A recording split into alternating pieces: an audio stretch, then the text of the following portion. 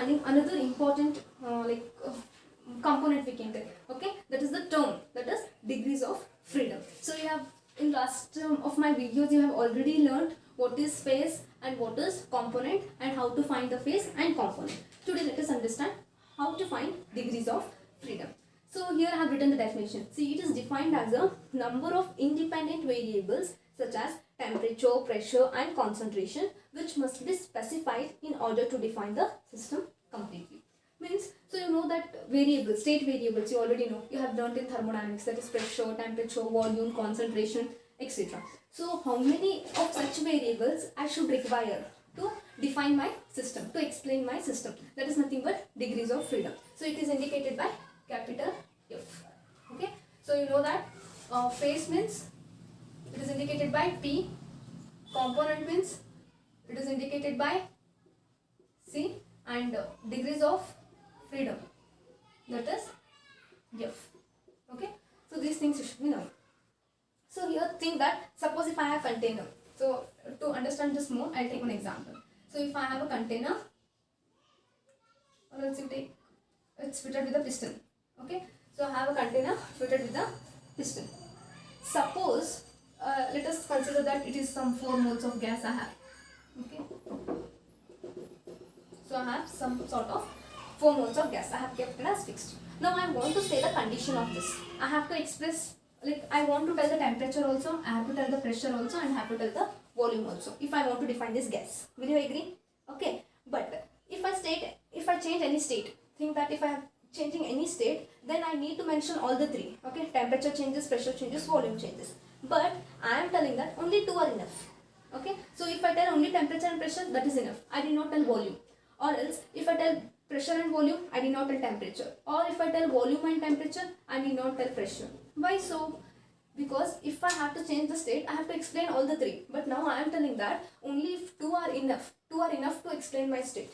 Why? Because we already know this relation, which is that PV is equal to N at. Yes, N is fixed here. Okay, if I tell just P and V, I can remove T. If I just tell V and T, I can remove P. Yes, if I just tell T and P, I can tell V. Yes or no? So to define this system, I don't want all the 3 variables to be set. Just any out of these 3, any 2 variables if I tell, any 2 variables, that is number of independent variables, any 2. Which are those? Mine, temperature and pressure, it might be, whatever it is. So I can explain my system. So this itself is nothing but degrees of freedom. So now I can tell that here degrees of freedom is 2. So how many variables, independent variables I require to express my system? Okay, so like it might be pressure, temperature, concentration, whatever it may be. So how many variables I require to explain my system, okay, in order to define my system, that is said to be your degrees of freedom. Clear? I hope you're getting the point. So to find this degrees of freedom, so we have a formula, that is Gibbs phase rule. We have a Gibbs phase rule to determine the degrees of freedom. That is what? Gibbs phase rule.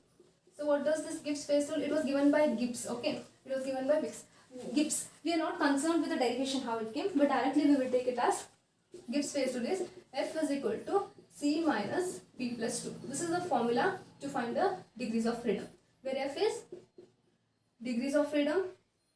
Okay, F is degrees of freedom, and C is what? C is number of components.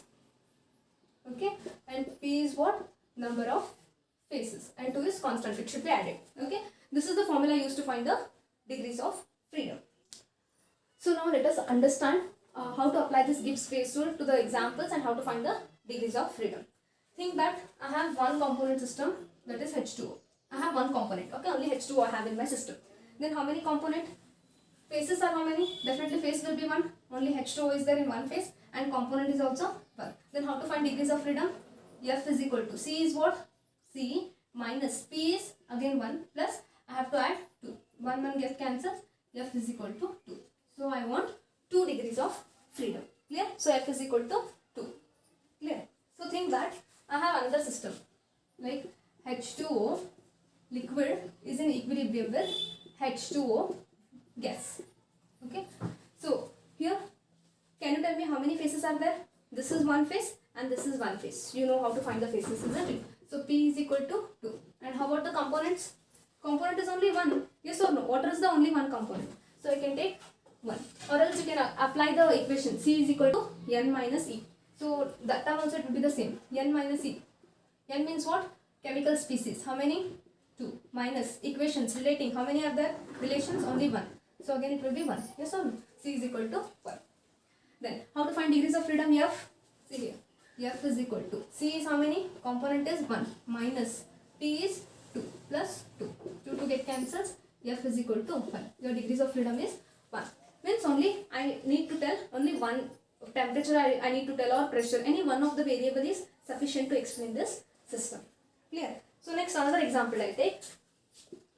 So H2O solid is in equilibrium with H2O liquid is in equilibrium with H2O gas. Now tell me how many phases? You know how to find the phases, isn't it? This is one phase, this is second phase, and that is third phase. So P equal to, P will be equal to 3. And how many components? Definitely again only one component, water. Okay, C is equal to 1. Again if you don't know, apply the formula. How it came means N minus E. N means how much? Chemical constituents. 1, 2, 3. 3 constituents are there, minus relations or equations between them. 1 and 2. 2 equations there. C equal to 1. I have 1 component. Then how to find degrees of freedom? You have F is equal to C minus P plus 2. Components are how many? 1. Phases are how many?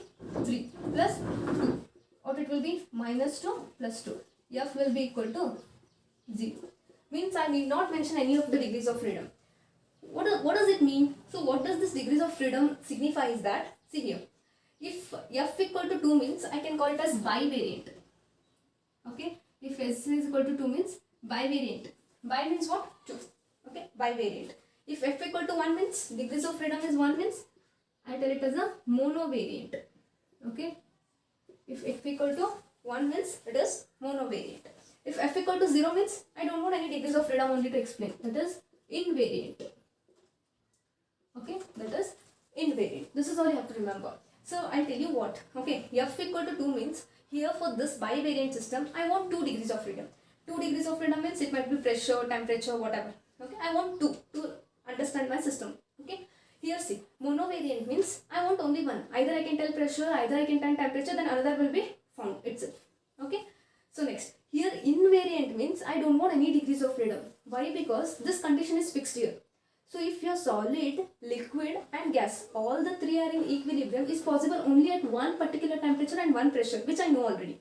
Yes, next you will be coming to learn in triple point. This is called as a triple point. So where solid, liquid and gas, all 3 together are in equilibrium. It indicates what? It indicates that it is the triple point of water. So I need not mention any pressure also, I need not tell any temperature also, because we know that triple point temperature and pressure are always fixed.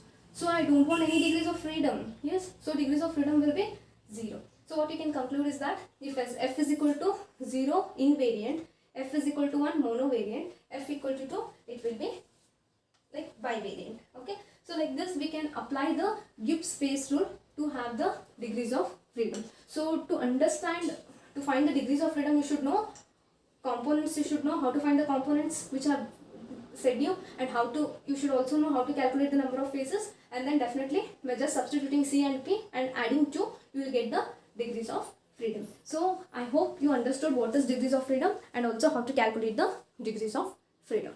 Thank you.